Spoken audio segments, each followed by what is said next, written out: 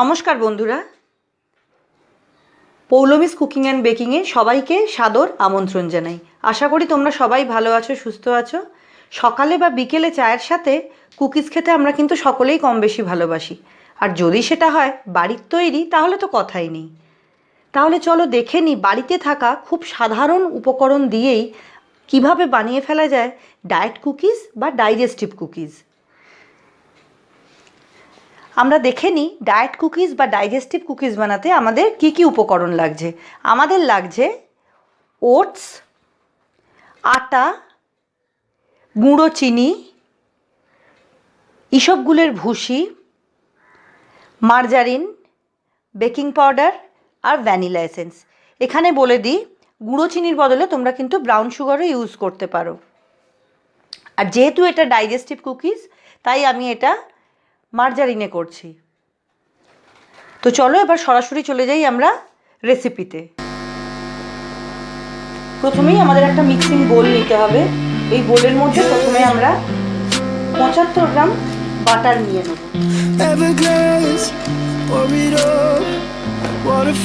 আর বলে রাখি, বাটারটা কিন্তু অবশ্যই হতে হবে রুম টেম্পারেচারে।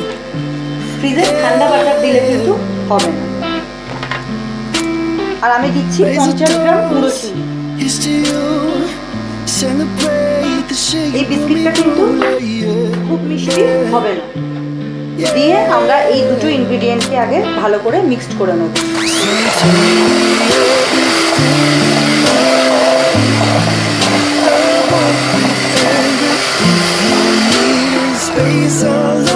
দেখো আমার কিন্তু মিক্স হয়ে গেছে। এরপরে আমি ভ্যানিলা এসেন্স দিয়ে দিচ্ছি। তোমাদের কাছে যদি ভ্যানিলা এসেন্স এই মুহূর্তে না থাকে, তোমরা ছোট এলাচের গুঁড়ো দিতে পারো।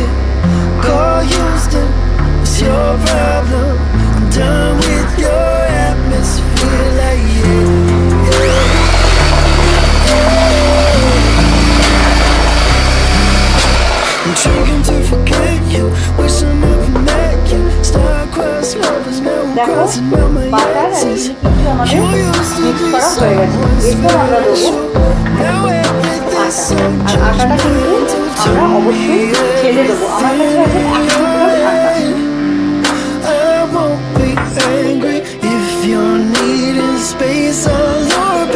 আর এর সাথে আমরা দেবো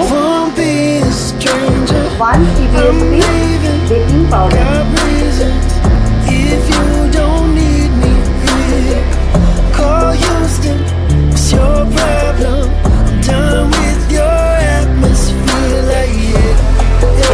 সম্পূর্ণ এগলেস।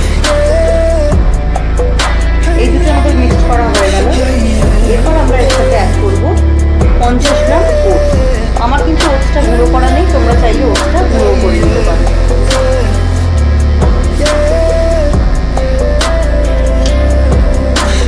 5 গ্রাম ইসবগুলের ভুসি।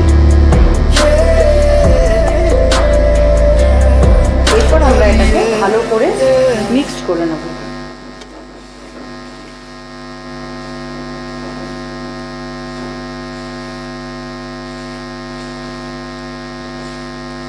এরপর কিন্তু আমাদের এটাকে সম্পূর্ণ হাতের সাহায্যে মাখতে হবে।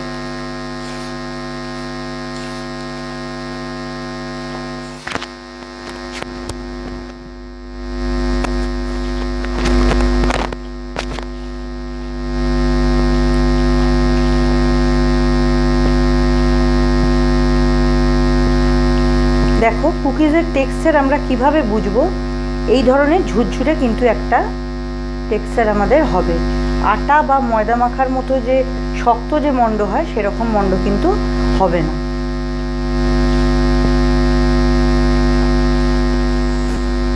তো দেখো আমার কিন্তু মন্ডটা ভালোভাবে মাখা হয়ে গেছে। এরপরে আমরা এগুলোকে ছোট ছোট বল বানিয়ে নেব। তোমরা চাইলে এটাকে বাটার পেপারের ওপর বেলে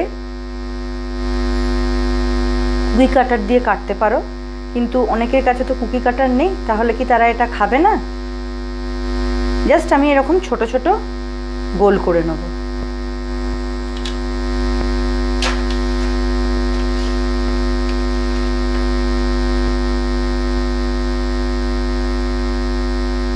তো আমি এগুলোকে গোল করে নিয়ে ফিরে আসছি। তো দেখো আমি কিন্তু এগুলোকে বেকিং ট্রেতে সাজিয়ে নিয়েছি। এরপর আমার কাছে আছে কালো জিরে আর সাদা তিল। এটা আমরা ওপর থেকে হালকাভাবে এইভাবে ছড়িয়ে দেবো।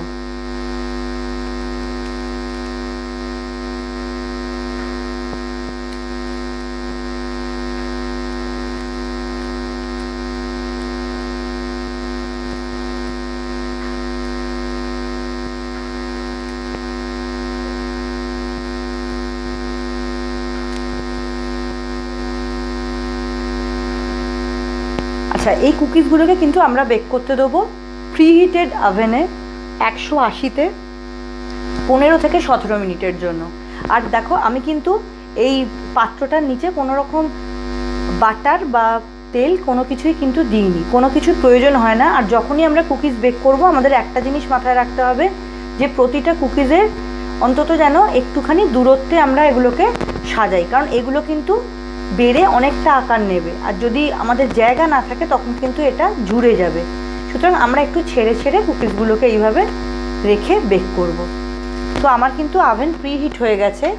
আমি এটাকে প্রিহিটেড ওভেনে 180-তে 15 থেকে 17 মিনিটের জন্য বেক করতে দিয়ে আসবো। বেক করে নিয়ে আমি ফিরে আসছি। তো দেখো আমার কিন্তু কুকিজগুলো বেক করা হয়ে গেছে, আমি নিয়ে চলে এসেছি। আর তোমাদের একটা জিনিস বলে রেখে দিই, কুকিজগুলো বেক হওয়ার পর এগুলোকে কিন্তু আমরা বাইরে পাখার তলায় 10 থেকে 15 মিনিট রেখে দেবো। কুকিজ বেক হওয়ার পর দেখবে একটু নরম তুলতুলে মতো হয়ে থাকে, ওটা নিয়ে ভয় পাওয়ার কোনো কারণ নেই। ওটা যত হাওয়াতে শক্ত হবে তত কিন্তু ওটা বিস্কিটের মতোই ক্রাঞ্চি হয়ে যাবে। আমি তোমাদের একটা কুকিজ ভেঙে দেখিয়ে দিচ্ছি, দেখো।